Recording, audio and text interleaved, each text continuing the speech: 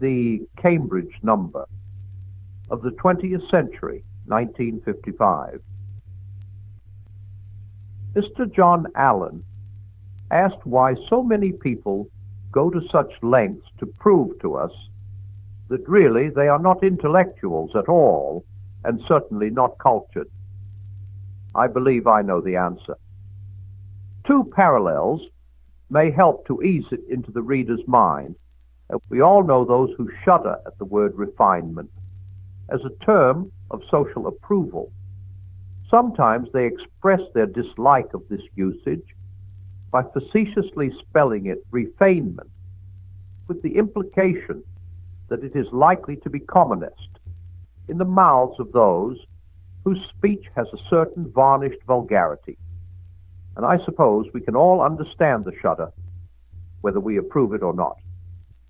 He who shudders feels that the quality of mind and behavior, which we call refined, is nowhere less likely to occur than among those who aim at and talk much about refinement. Those who have this quality are not obeying any idea of refinement when they abstain from swaggering, spitting, snatching, triumphing, calling names, boasting, or contradicting. These modes of behavior do not occur to them as possible. If they did, that training and sensibility which constitute refinement would reject them as disagreeables without reference to any ideal of conduct, just as we reject a bad egg without reference to its possible effect on our stomachs. Refinement, in fact, is a name given to certain behavior from without. From within, it does not appear as refinement. Indeed, it does not become an object of consciousness at all. Where it is most named, it is most absent. I produce my next parallel with many different kinds of reluctance, but I think it too illuminating to be omitted. The word religion is extremely rare in the New Testament or the writings of mystics. The reason is simple. Those attitudes and practices to which we give the collective name of religion are themselves concerned with religion hardly at all. To be religious is to have one's attention fixed on God and on one's neighbor in relation to God. Therefore, almost by definition, a religious man or a man, when he is being religious, is not thinking about religion. He hasn't the time. Religion is what we, or he himself at a later moment, call his activity from outside. Of course, those who disdain the words refinement and religion may be doing so from bad motive. They may wish to impress us with the idea that they are well-bred or holy. Such people are regarding chatter about refinement or religion simply as symptomatic of vulgarity or worldliness, and eschew the symptom to clear themselves from the suspicion of the disease. But there are others who sincerely, and I believe, rightly think that such talk is not merely a symptom of, but a cause active in producing that disease. The talk is inimical to the thing talked of, likely to spoil it where it exists, and to prevent its birth where it is unborn.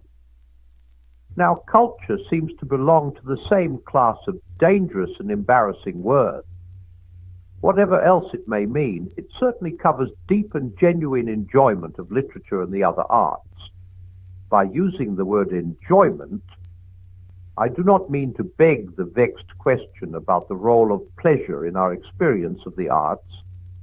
I mean frui, not delectari, as we speak of a man enjoying good health or an estate. Now, if I am certain of anything in the world, I am certain that while a man is, in this sense, enjoying Don Giovanni or the Oresteia, he is not caring one farthing about culture. Culture, the irrelevance of it. For just as to be fat or clever means to be fatter or cleverer than most. So to be cultured must mean to be more so than most. And thus, the very word carries the mind at once to comparisons and groupings and life in society. And what has all that to do with the horns that blow as the statue enters? Or Clytemnestra crying, "Now you have named me aright." In Howard's End, Mr. E. M. Forster excellently describes a girl listening to a symphony. She's not thinking about culture, nor about music, nor even about this music. She sees the whole world through the music. Culture, like religion, is a name given from outside to activities which are not themselves interested in culture at all and would be ruined the moment they were. I do not mean that we are never to talk of things from the outside, but when the things are of high value and very easily destroyed, we must talk with great care, and perhaps the less we talk, the better. To be constantly engaged with the idea of culture, and above all, of culture as something enviable or meritorious or something that confers prestige, seems to me to endanger those very enjoyments for whose sake we chiefly value it. If we encourage others, or ourselves, to hear, see, or read great art on the ground that it is a cultured thing to do, we call into play precisely those elements in us which must be in abeyance before we can enjoy art at all. We are calling up the desire for self-improvement, the desire for distinction, the desire to revolt from one group and to agree with another, and a dozen busy passions which, whether good or bad in themselves, are, in relation to the arts, simply a blinding and paralyzing distraction. At this point, some may protest that by culture they do not mean the enjoyments themselves, but the whole habit of mind which such experiences, reacting upon one another and reflected on, build up as a permanent possession, and some will wish to include the sensitive and enriching social life which they think will arise among groups of people who share this habit of mind. But this reinterpretation leaves me with the same difficulty. I can well imagine a lifetime of such enjoyments leading a man to such a habit of mind, but on one condition, namely, that he went to the arts for no such purpose. Those who read poetry to improve their minds will never improve their minds by reading poetry, for the true enjoyments must be spontaneous and compulsive, and look to no remoter end. The muses will submit to no marriage of convenience. The desirable habit of mind, if it is to come at all, must come as a byproduct, unsought. The idea of making it one's aim suggests that shattering confidence which Goethe made to Eckermann. In all my youthful amours, the object I had in view was my own ennoblement. To this, I presume, most of us would reply that even if we believe a love affair can ennoble a young man, we feel sure that a love affair undertaken for that purpose would fail of its object, because, of course, it wouldn't be a love affair at all. So much for the individual.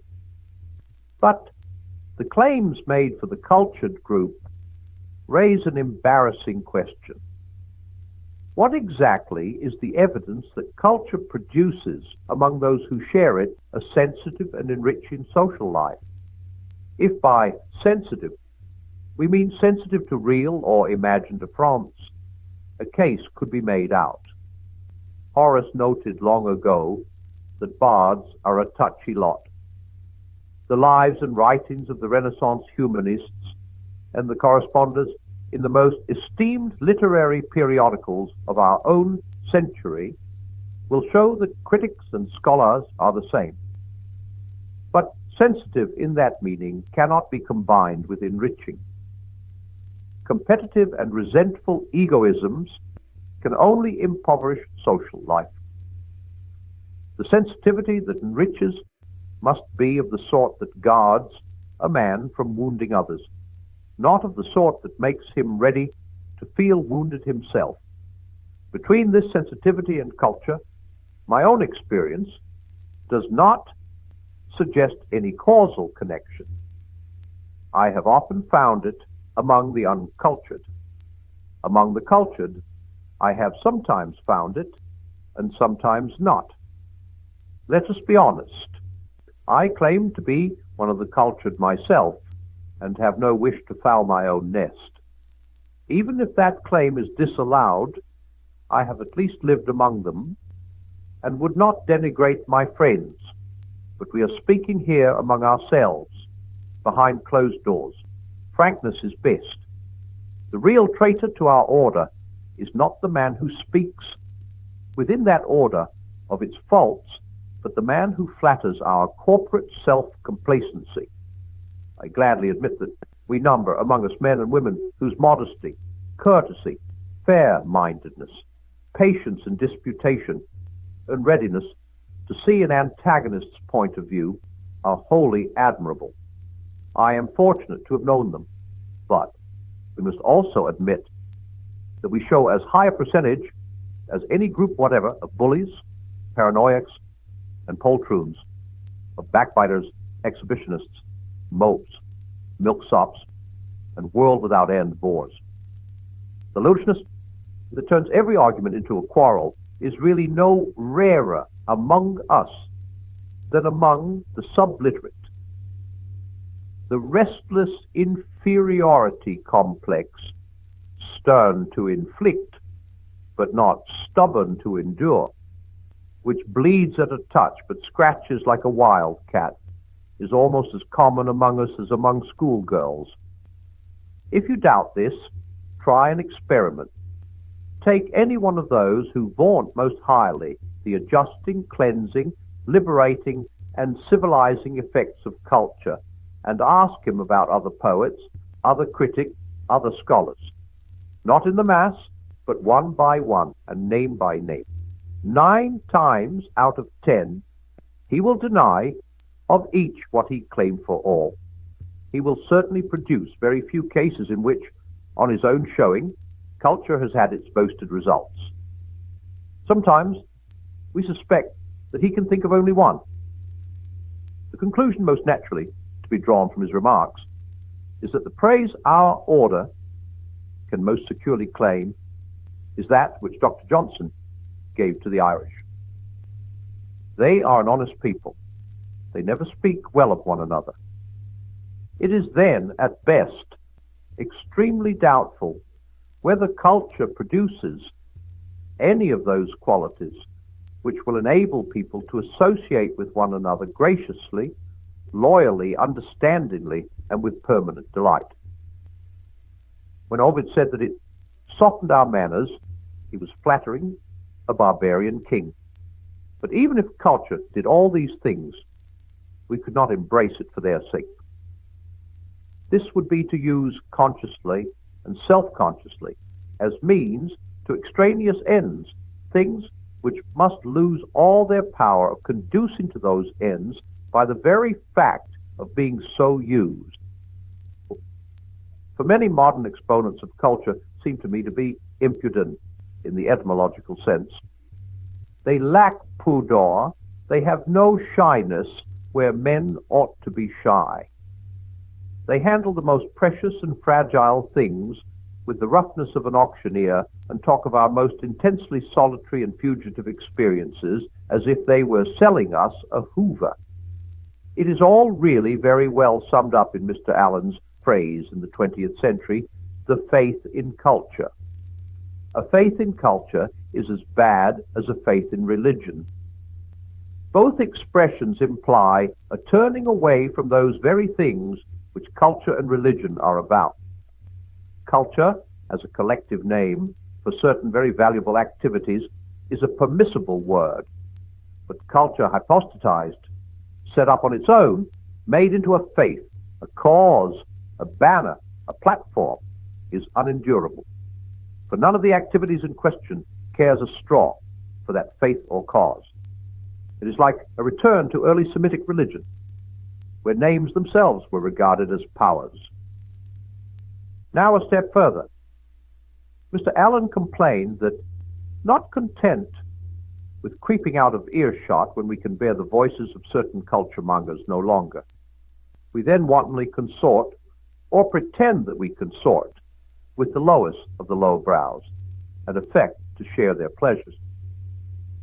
There are, at this point, still P127, a good many illusions which go over my head. I don't know what AAFN is. I am not fond of cellars, and modern whiskey suits neither my purse, my palate, nor my digestion. But I think I know the sort of thing he has in mind, and I think I can account for it. As before, I will begin with a parallel. Suppose you had spent an evening among very young and very transparent snobs who were feigning a discriminating enjoyment of a great port, though anyone who knew could see very well that, if they had ever drunk port in their lives before, it came from a grocer's.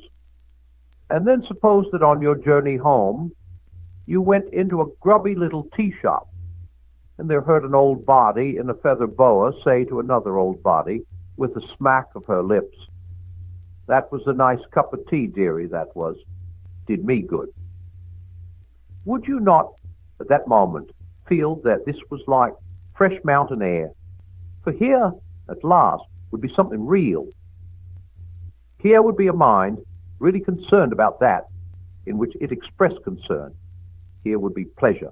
Here would be undebauched experience, spontaneous and compulsive, from the fountainhead. A live dog is better than a dead lion.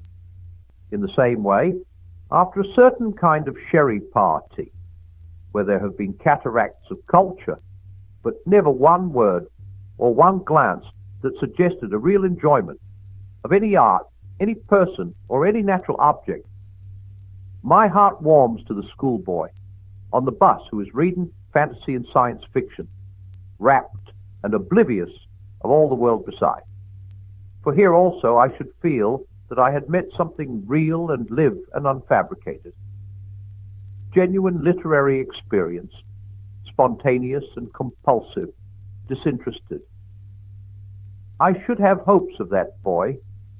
Those who have greatly cared for any book whatever may possibly come to care someday for good books. The organs of appreciation exist in them. They are not impotent. And even if this particular boy is never going to like anything severer than science fiction, even so, the child whose love is here at least doth reap one precious gain, that he forgets himself. I should still prefer the live dog to the dead lion, perhaps even the wild dog to the overtamed poodle or peak. I should not have spent so many words on answering Mr. Allen's question. Neither of us matters sufficiently to justify it. Unless I thought that the discussion led to something of more consequence. This I will now try to develop. Mr. Forster feels anxious because he dreads theocracy. Now, if he expects to see a theocracy set up in modern England, I myself believe his expectation to be wholly chimerical. But I wish to make it very clear that if I thought the thing in the least probable, I should feel about it exactly as he does. I fully embrace the maxim, which he borrows from a Christian, that all power corrupts. I would go further. The loftier the pretensions of the power, the more meddlesome, inhuman, and oppressive it will be. Theocracy is the worst of all possible governments. All political power is at best a necessary evil, but it is least evil when its sanctions are most modest and commonplace, when it claims no more than to be useful or convenient and sets itself strictly limited objectives. Anything transcendental or spiritual, or even anything very strongly ethical in its pretensions is dangerous and encourages it to meddle with our private lives. let the shoemaker stick to his last. Thus, the Renaissance doctrine of divine right is for me a corruption of monarchy. Rousseau's general will of democracy, racial mysticisms of nationality. And theocracy, I admit and even insist, is the worst corruption of all. But then, I don't think we are in any danger of it. What I think we are really in danger of is something that would be only 1 degree less intolerable, and intolerable in almost the same way. I would call it charientocracy. Not the rule of the saints, but the rule of the Corrientes, the Venustiores, the Hotel de Rambouillet, the wits, the polite, the souls, the apostles, the sensitive, the cultured, the integrated, or whatever the latest password may be. I will explain how I think it could come about. The old social classes have broken up. 2 results follow. On the one hand, since most men, as Aristotle observed, do not like to be merely equal with all other men, we find all sorts of people building themselves into groups within which they can feel superior to the mass. Little unofficial, self-appointed aristocracy.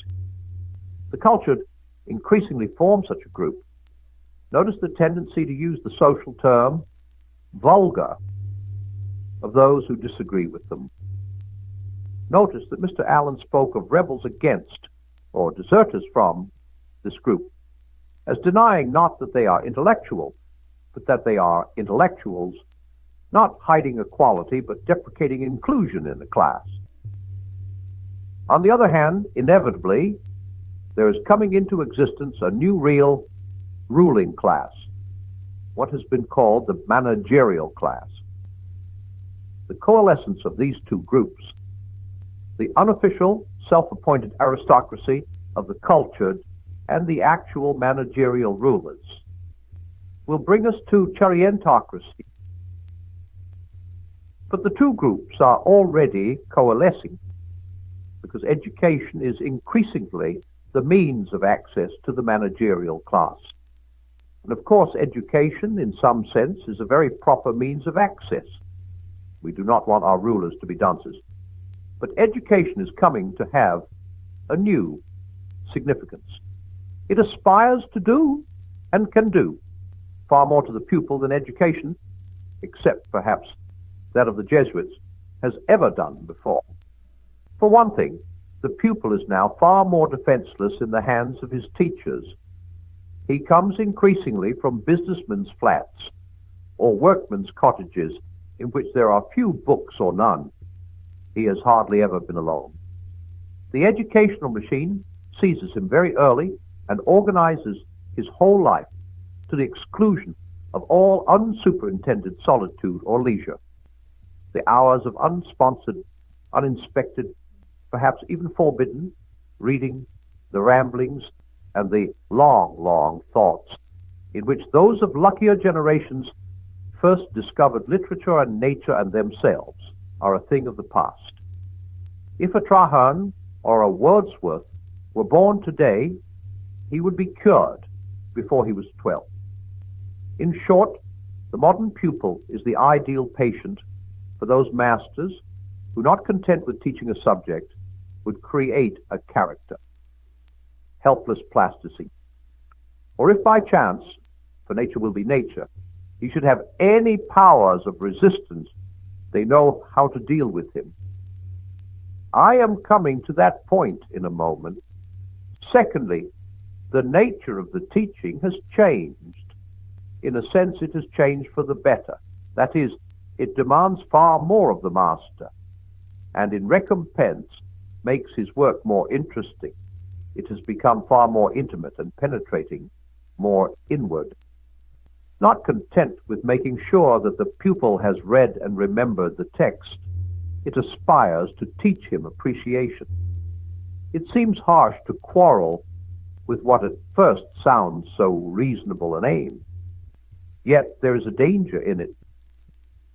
Everyone now laughs at the old test paper with its context questions and the like, and people ask, what good can that sort of thing do a boy? But surely to demand that the test paper should do the boy good is like demanding that a thermometer should heat a room. It was the reading of the text which was supposed to do the boy good. You set the paper to find out if he had read it. And just because the paper did not force the boy to produce or to feign appreciation, it left him free to develop in private, spontaneously, as an out-of-school activity which would never earn any marks, such appreciation as he could. That was a private affair between himself and Virgil, or himself and Shakespeare. 9 times out of 10, probably, nothing happened at all. But whenever appreciation did occur, and quite certainly it sometimes did, it was genuine, suited to the boy's age and character, no exotic but the healthy growth of its native soil and weather. But when we substitute exercises in practical criticism for the old dry papers, a new situation arises. The boy will not get good marks, which means in the long run that he will not get into the managerial class unless he produces the kind of responses and the kind of analytic method which commend themselves to his teacher.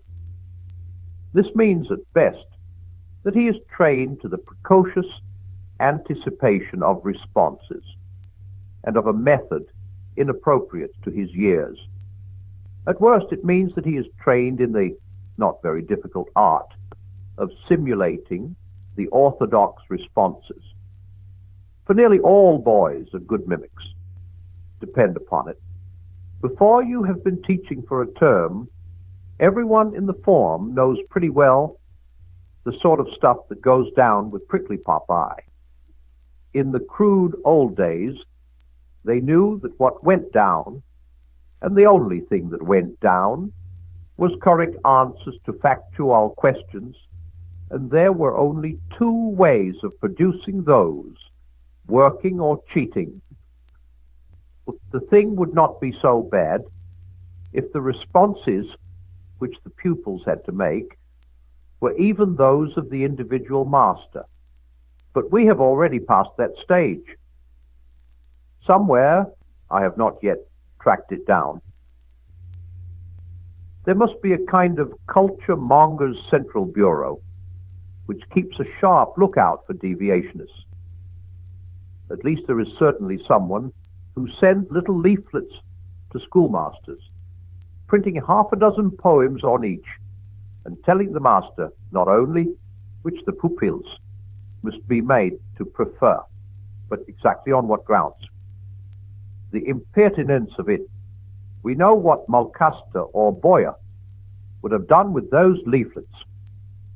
Thus to say that under the nascent regime, education alone will get you into the ruling class may not mean simply that the failure to acquire certain knowledge and to reach a certain level of intellectual competence will exclude you. That would be reasonable enough. But it may come to mean, perhaps means already, something more. It means that you cannot get in without becoming or without making your masters believe that you have become a very specific kind of person, one who makes the right responses to the right authors. In fact, you can get in only by becoming, in the modern sense of the word, cultured. This situation must be distinguished from one that has often occurred before. Nearly all ruling classes, sooner or later, in some degree or other, have taken up culture and patronized the arts. But when that happens, the culture is the result of their position, one of the luxuries or privileges of their order. The situation we are now facing will be almost the opposite. Entry into the ruling class will be the reward of culture. Thus we reach chariontocracy. Not only is the thing likely to happen, it is already planned and avowed. Mr. J.W. Saunders has set it all out in an excellent article entitled Poetry in the Managerial Age, Essays and Criticism, Ivo, 3 July 1954. He there faces the fact that modern poets are read almost exclusively by one another. He looks about for a remedy. Naturally, he does not suggest that the poets should do anything about it, for it is taken as basic by all the culture of our age that whenever artists and audience lose touch, the fault must be wholly on the side of the audience. I have never come across the great work in which this important doctrine is proved.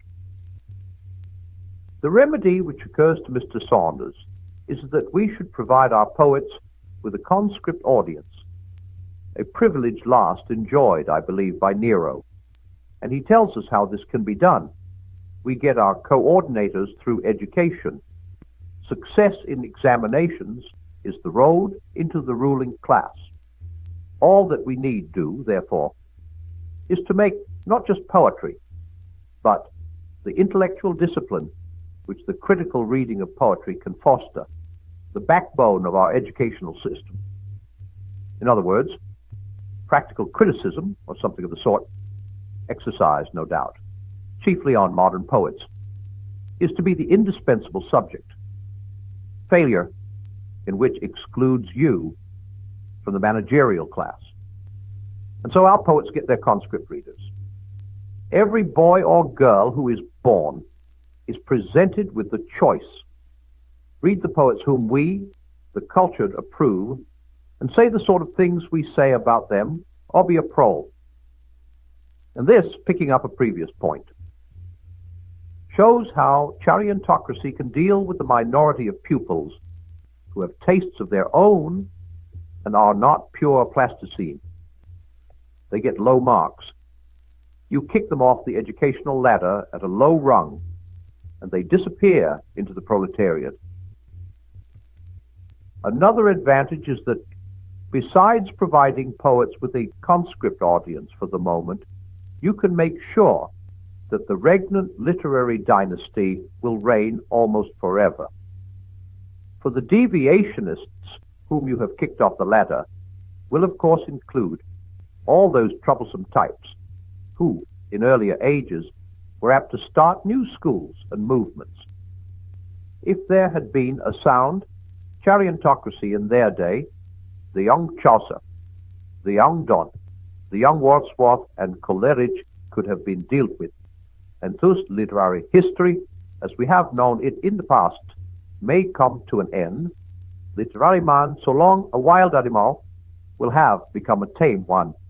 Having explained why I think a chariontocracy probable, I must conclude by explaining why I think it undesirable.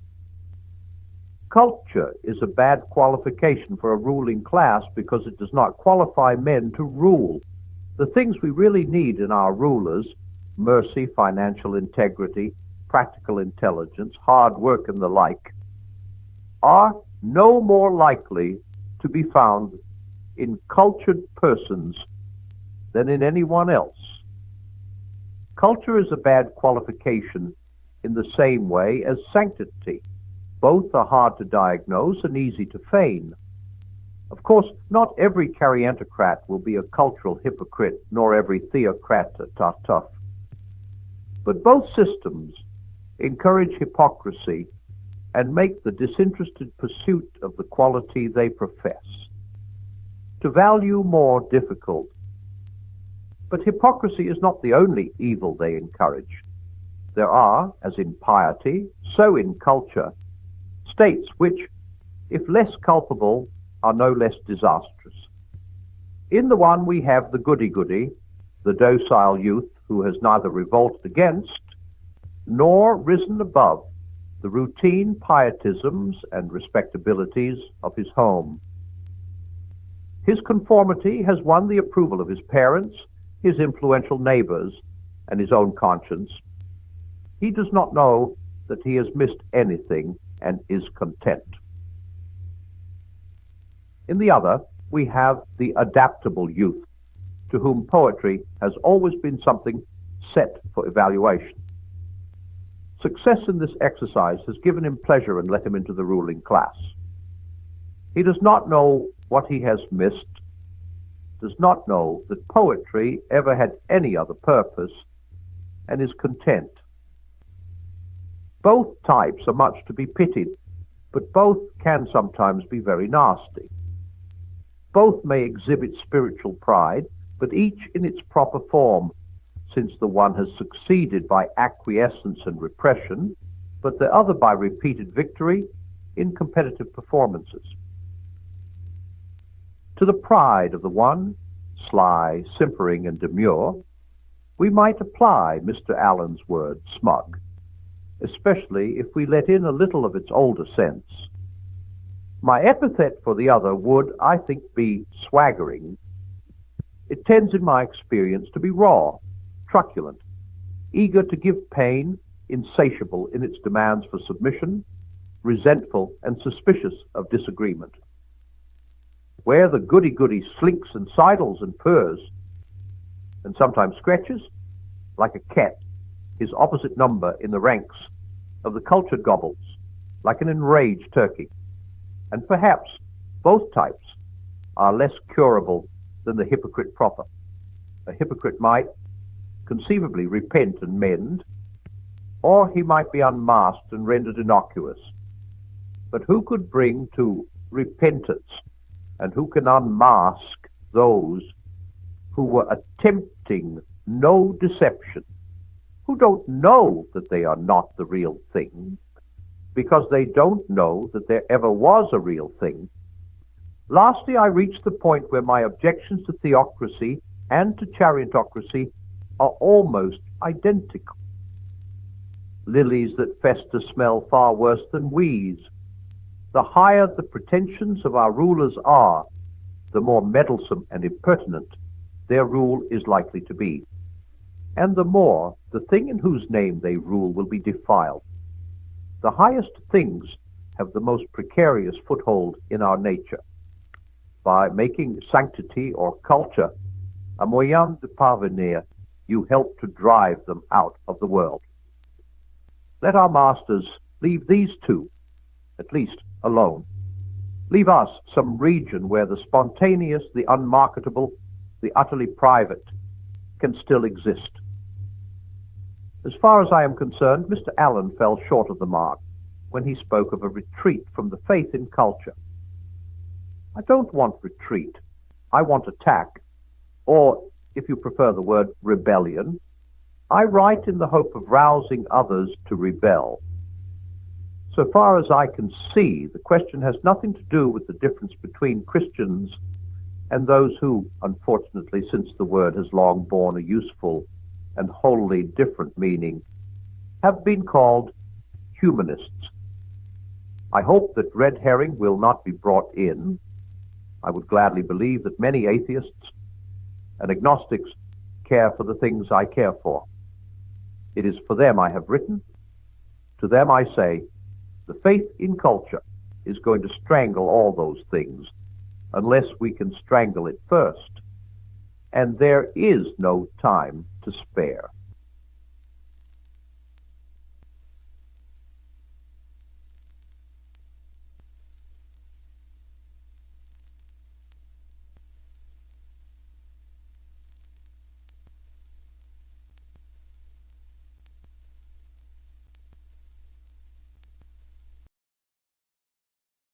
(19) Christian Apologetics.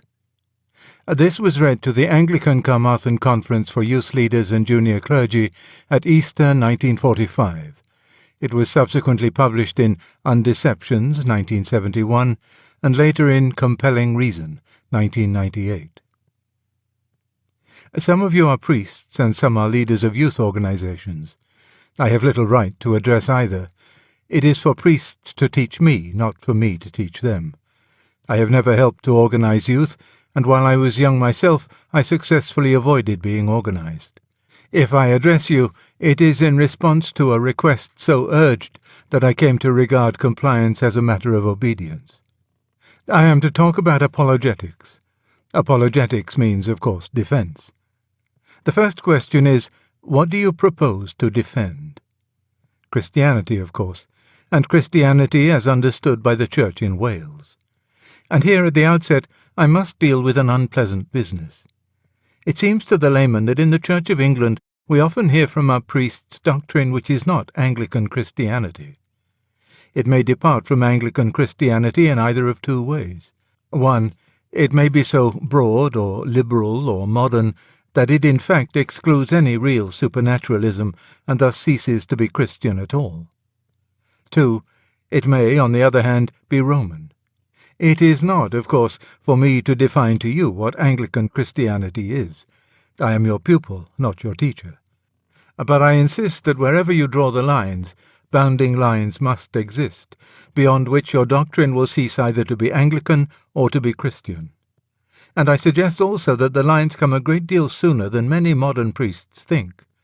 I think it is your duty to fix the lines clearly in your own minds, and if you wish to go beyond them, you must change your profession. This is your duty not specially as Christians or as priests, but as honest men.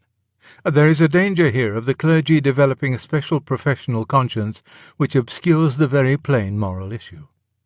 Men who have passed beyond these boundary lines in either direction are apt to protest that they have come by their unorthodox opinions honestly. In defence of these opinions, they are prepared to suffer obloquy, and to forfeit professional advancement. They thus come to feel like martyrs. But this simply misses the point which so gravely scandalizes the layman. We never doubted that the unorthodox opinions were honestly held. What we complain of is your continuing your ministry after you have come to hold them. We always knew that a man who makes his living as a paid agent of the Conservative Party may honestly change his views and honestly become a communist. What we deny is that he can honestly continue to be a Conservative agent and to receive money from one party while he supports the policy of another. Even when we have thus ruled out teaching which is in direct contradiction to our profession, we must define our task still further. We are to defend Christianity itself, the faith preached by the apostles, attested by the martyrs, embodied in the creeds, expounded by the fathers. This must be clearly distinguished from the whole of what any one of us may think about God and man. Each of us has his individual emphasis.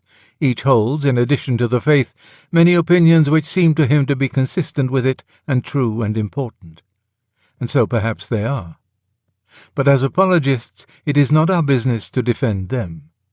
We are defending Christianity, not my religion. When we mention our personal opinions, we must always make quite clear the difference between them and the faith itself. St. Paul has given us the model in 1 Corinthians chapter 7, verse 25. On a certain point he has no commandment of the Lord, but gives his judgment. No one is left in doubt as to the difference in status implied.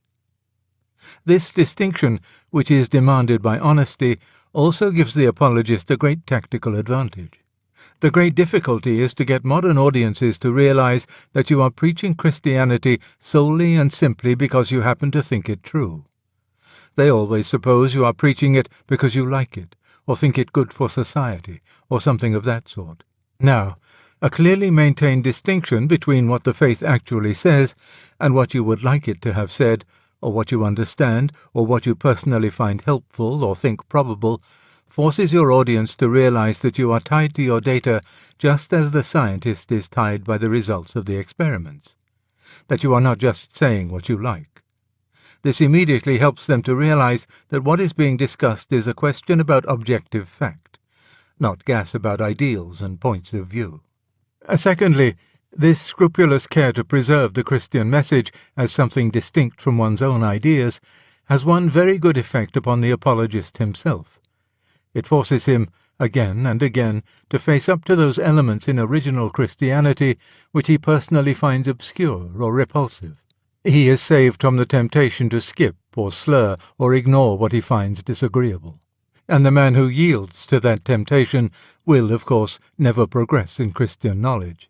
For obviously, the doctrines which one finds easy are the doctrines which give Christian sanction to truths you already knew.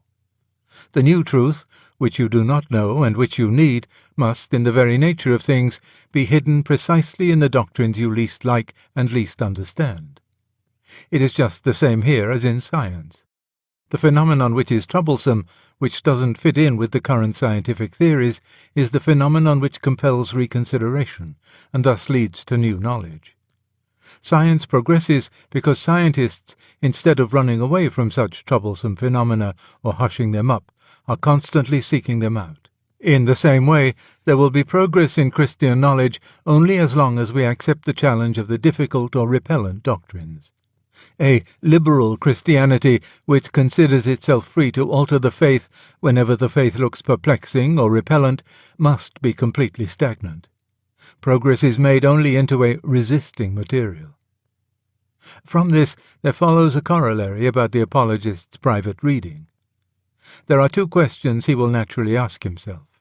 1. Have I been keeping abreast of recent movements in theology? 2. Have I stood firm, super monstratus vias, amidst all these winds of doctrine? Ephesians chapter 4, verse 14. I want to say emphatically that the second question is far the more important of the two.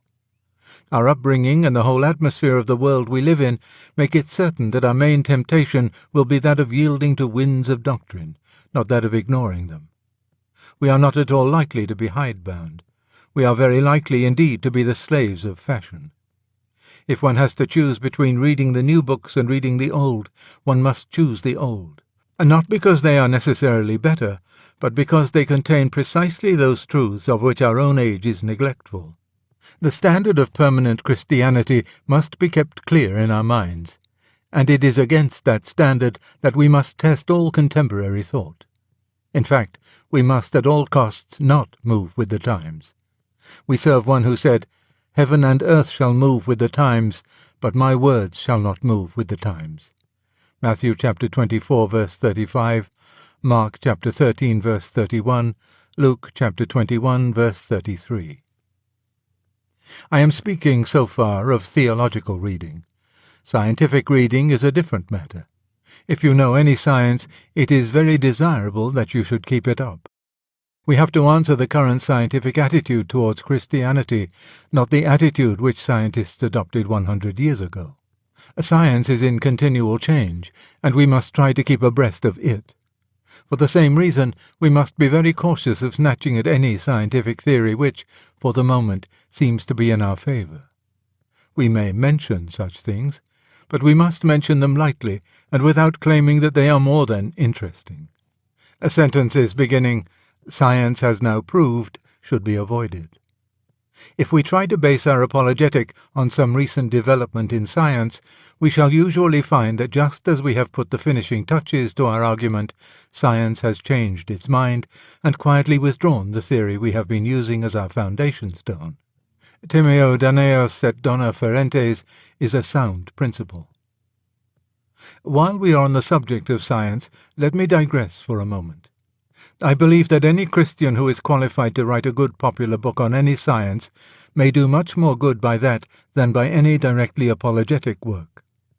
The difficulty we are up against is this. We can make people often attend to the Christian point of view for half an hour or so. But the moment they have gone away from our lecture or laid down our article, they are plunged back into a world where the opposite position is taken for granted. Every newspaper, film, novel, and textbook undermines our work. As long as that situation exists, widespread success is simply impossible. We must attack the enemy's line of communication. What we want is not more little books about Christianity, but more little books by Christians on other subjects, with their Christianity latent. You can see this most easily if you look at it the other way round. Our faith is not very likely to be shaken by any book on Hinduism. But if, whenever we read an elementary book on geology, botany, politics, or astronomy, we found that its implications were Hindu, that would shake us. It is not the books written in direct defense of materialism that make the modern man a materialist. It is the materialistic assumptions in all the other books. In the same way, it is not books on Christianity that will really trouble him. But he would be troubled if, whenever he wanted a cheap popular introduction to some science, the best work on the market was always by a Christian. The first step to the reconversion of the country is a series, produced by Christians which can beat the Penguin's and the Thinker's library on their own ground. Its Christianity would have to be latent, not explicit, and, of course, its science perfectly honest. Science twisted in the interests of apologetics would be sin and folly. But I must return to my immediate subject. Our business is to present that which is timeless, the same yesterday, today, and tomorrow, Hebrews chapter 8, verse 8, in the particular language of our own age. The bad preacher does exactly the opposite. He takes the ideas of our own age and tricks them out in the traditional language of Christianity. Thus, for example, he may think about the Beveridge Report and talk about the coming of the kingdom. The core of his thought is merely contemporary. Only the superficies is traditional. But your teaching must be timeless at its heart and wear a modern dress. This raises the question of theology and politics. The nearest I can get to a settlement of the frontier problem between them is this: that theology teaches us what ends are desirable and what means are lawful, while politics teaches us what means are effective. Thus theology tells us that every man ought to have a decent wage. Politics tells us by what means this is likely to be attained. Theology tells us which of these means are consistent with justice and charity. On the political question, guidance comes not from revelation, but from natural prudence, knowledge of complicated facts, and ripe experience. If we have these qualifications, we may, of course, state our political opinions. But then we must make it quite clear that we are giving our personal judgment and have no command from the Lord. Not many priests have these qualifications. Most political sermons teach the congregation nothing except what newspapers are taken at the rectory. Our great danger at present is lest the Church should continue to practice a merely missionary technique in what has become a missionary situation. A century ago, our task was to edify those who had been brought up in the faith. Our present task is chiefly to convert and instruct infidels. Great Britain is as much a part of the mission field as China. Now, if you were sent to the Bantus, you would be taught their language and traditions. You need similar teaching about the language and mental habits of your own uneducated and unbelieving fellow countrymen. Many priests are quite ignorant on this subject. What I know about it, I have learned from talking in RAF camps. They were mostly inhabited by Englishmen, and, therefore, some of what I shall say may be irrelevant to the situation in Wales. You will sift out what does not apply. 1. I find that the uneducated Englishman is an almost total skeptic about history. I had expected he would disbelieve the Gospels because they contain miracles, but he really disbelieves them because they deal with things that happened 2,000 years ago. He would disbelieve equally in the Battle of Actium if he heard of it. To those who have had our kind of education, his state of mind is very difficult to realize. To us, the present has always appeared as one section in a huge continuous process. In his mind, the present occupies almost the whole field of vision. Beyond it, isolated from it, and quite unimportant, is something called the old days, a small comic jungle in which highwaymen, Queen Elizabeth, knights in armour, etc. wander about.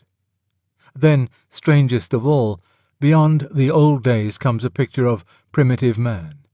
He is science, not history, and is therefore felt to be much more real than the old days. In other words, the prehistoric is much more believed in than the historic. 2. He has a distrust, very rational in the state of his knowledge, of ancient texts. Thus a man has sometimes said to me, "These records were written in the days before printing, weren't they? And you haven't got the original bit of paper, have you?" So what it comes to is that someone wrote something, and someone else copied it, and someone else copied that, and so on. Well, by the time it comes to us, it won't be in the least like the original. This is a difficult objection to deal with, because one cannot, there and then, start teaching the whole science of textual criticism. But at this point their real religion, i.e. faith in science, has come to my aid. The assurance that there is a science called textual criticism, and that its results, not only as regards the New Testament, but as regards ancient texts in general, are generally accepted, will usually be received without objection. I need hardly point out that the word text must not be used, since to your audience it means only a scriptural quotation. 3. A sense of sin is almost totally lacking. Our situation is thus very different from that of the apostles. The pagans, and still more the Metuentes, to whom they preached, were haunted by a sense of guilt, and to them the gospel was, therefore, good news. We address people who have been trained to believe that whatever goes wrong in the world is someone else's fault. The capitalists, the governments, the Nazis, the generals, etc. They approach God himself as his judges. They want to know not whether they can be acquitted for sin, but whether he can be acquitted for creating such a world. In attacking this fatal insensibility, it is useless to direct attention A. to sins your audience do not commit, or B. to things they do but do not regard as sins. They are usually not drunkards. They are mostly fornicators, but then they do not feel fornication to be wrong. It is, therefore, useless to dwell on either of these subjects. Now that contraceptives have removed the obviously uncharitable element in fornication, I do not myself think we can expect people to recognize it as a sin until they have accepted Christianity as a whole.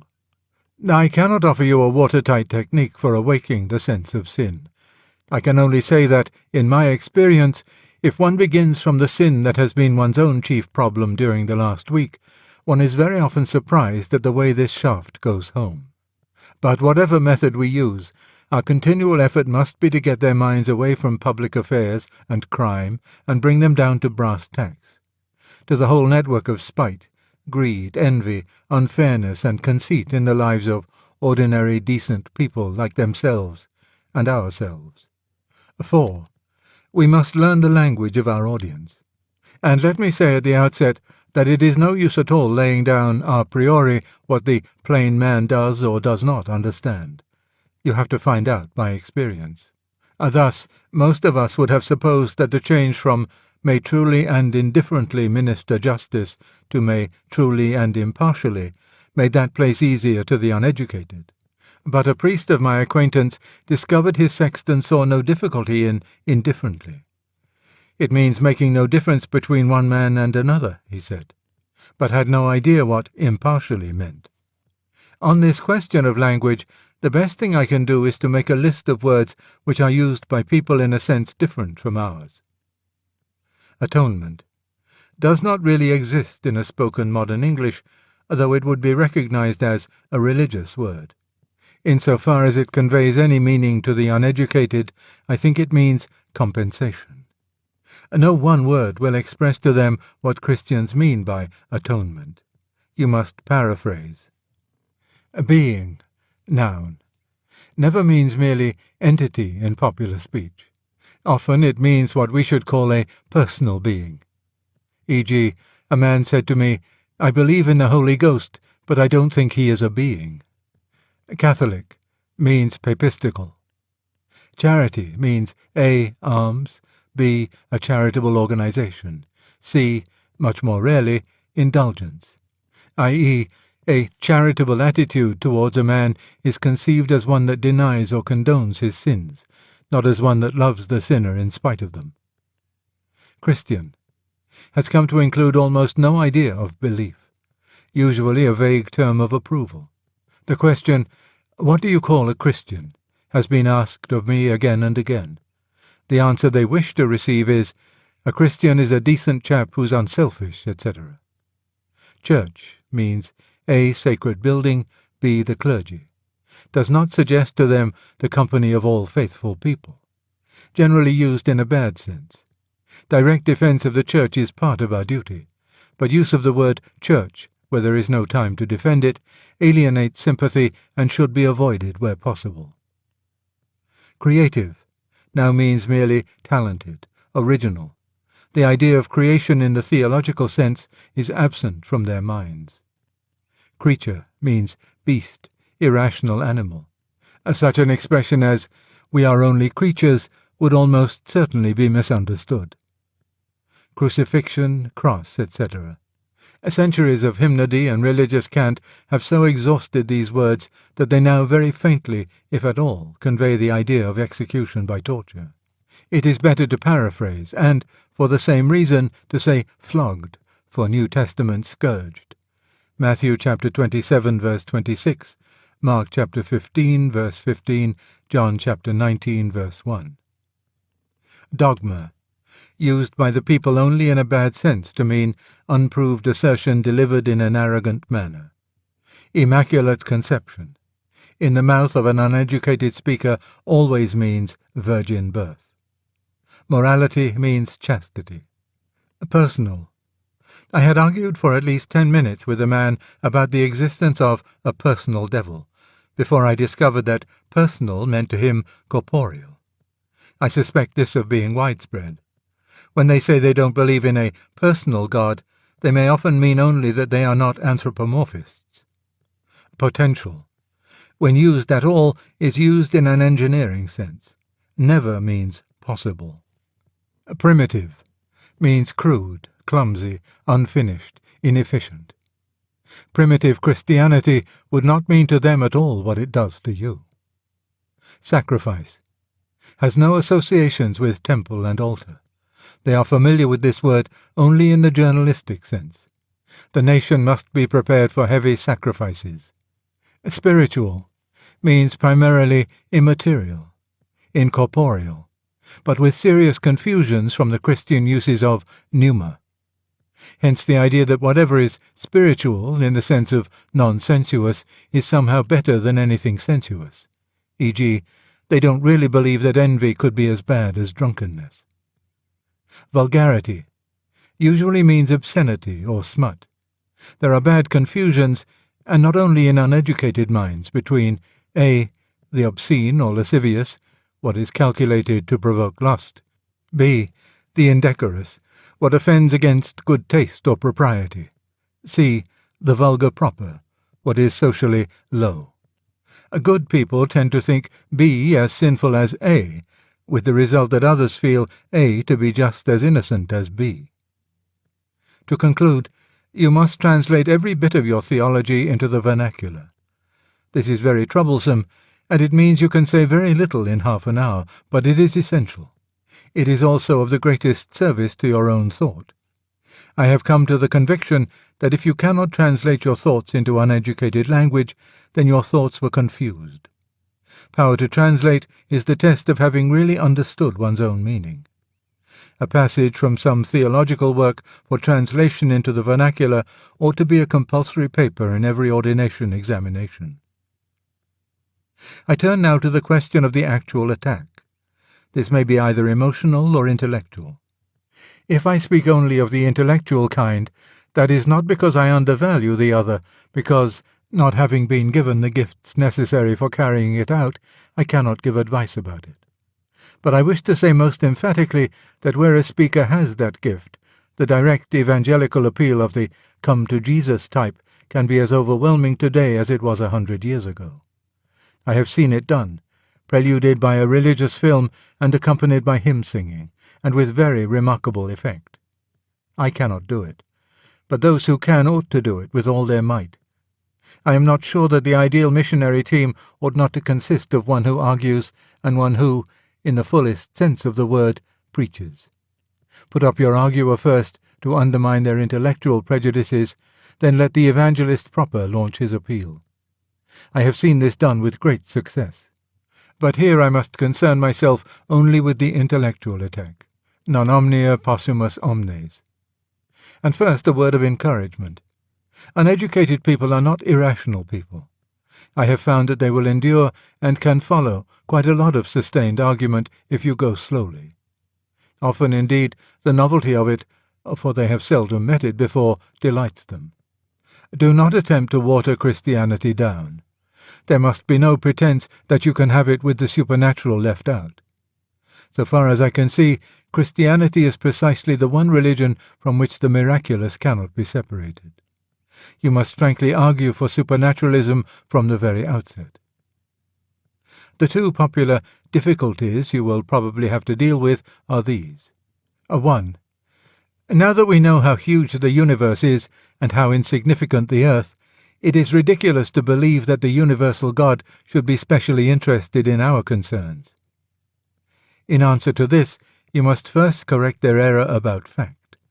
The insignificance of Earth in relation to the universe is not a modern discovery. Nearly 2,000 years ago, Ptolemy, Almagest, Book 1, Chapter 5, said that in relation to the distance of the fixed stars, Earth must be treated as a mathematical point without magnitude. Secondly, you should point out that Christianity says what God has done for man. It doesn't say, because it doesn't know, what he has or has not done in other parts of the universe. Thirdly, you might recall the parable of the one lost sheep.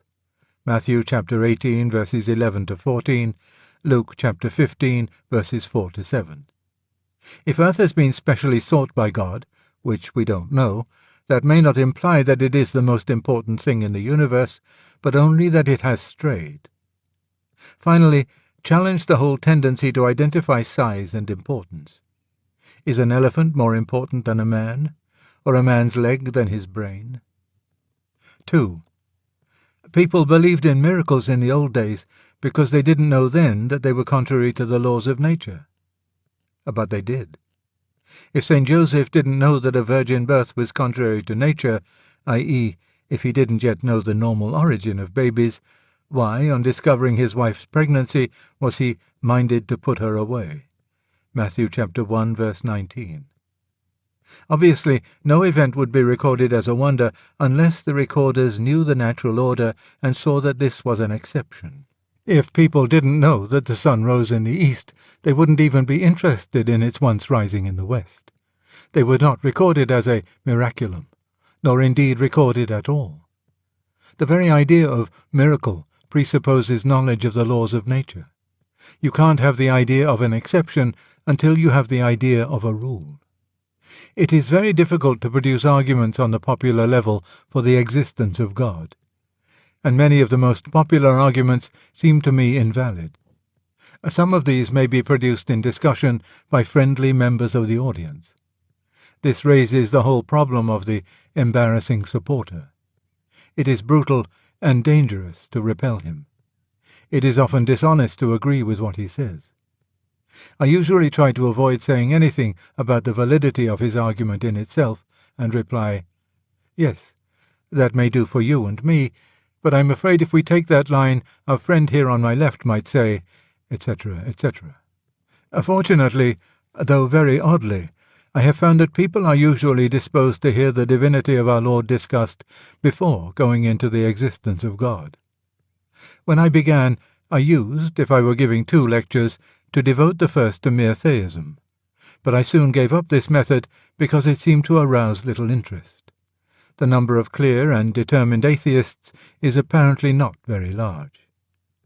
When we come to the incarnation itself, I usually find that some form of the aut deus aut malus homo can be used. The majority of them started with the idea of the great human teacher, who was deified by his superstitious followers. It must be pointed out how very improbable this is among Jews, and how different to anything that happened with Plato, Confucius, Buddha, Muhammad. The Lord's own words and claims, of which many are quite ignorant, must be forced home. The whole case, on a popular level, is very well put indeed in Chesterton's Everlasting Man. Something will usually have to be said about the historicity of the Gospels. You who are trained theologians will be able to do this in ways which I could not. My own line was to say that I was a professional literary critic, and I thought I did know the difference between legend and historical writing. That the Gospels were certainly not legends. In one sense, they're not good enough. And that if they are not history, then they are realistic prose fiction of a kind which actually never existed before the 18th century. Little episodes such as Jesus writing in the dust, John chapter 8, verses 3 to 8, when they brought him the woman taken in adultery, which have no doctrinal significance at all, are the mark. One of the great difficulties is to keep before the audience's mind the question of truth. They always think you are recommending Christianity not because it is true, but because it is good. And in the discussion, they will at every moment try to escape from the issue, true or false, into stuff about a good society, or morals, or the incomes of bishops, or the Spanish Inquisition, or France, or Poland, or anything whatever. You have to keep forcing them back and again back to the real point. Only thus will you be able to undermine their belief that a certain amount of religion is desirable, but one mustn't carry it too far. One must keep on pointing out that Christianity is a statement which, if false, is of no importance, and if true, of infinite importance. The one thing it cannot be is moderately important. B. Their firm belief of Article 18. Of course, it should be pointed out that, though all salvation is through Jesus, we need not conclude that he cannot save those who have not explicitly accepted him in this life. And it should, at least in my judgment, be made clear that we are not pronouncing all other religions to be totally false, but rather saying that in Christ whatever is true in all religions is consummated and perfected. But, on the other hand, I think we must attack, wherever we meet it, the nonsensical idea that mutually exclusive propositions about God can both be true. For my own part, I have sometimes told my audience that the only two things really worth considering are Christianity and Hinduism. Islam is only the greatest of the Christian heresies, Buddhism only the greatest of the Hindu heresies, real paganism is dead. All that was best in Judaism and Platonism survives in Christianity. There isn't really, for an adult mind, this infinite variety of religions to consider. We may, salva reverentia, divide religions as we do soups, into thick and clear. By thick, I mean those which have orgies and ecstasies and mysteries and local attachments. Africa is full of thick religions. By clear, I mean those which are philosophical, ethical, and universalizing. Stoicism, Buddhism, and the ethical church are clear religions. And now, if there is a true religion, it must be both thick and clear.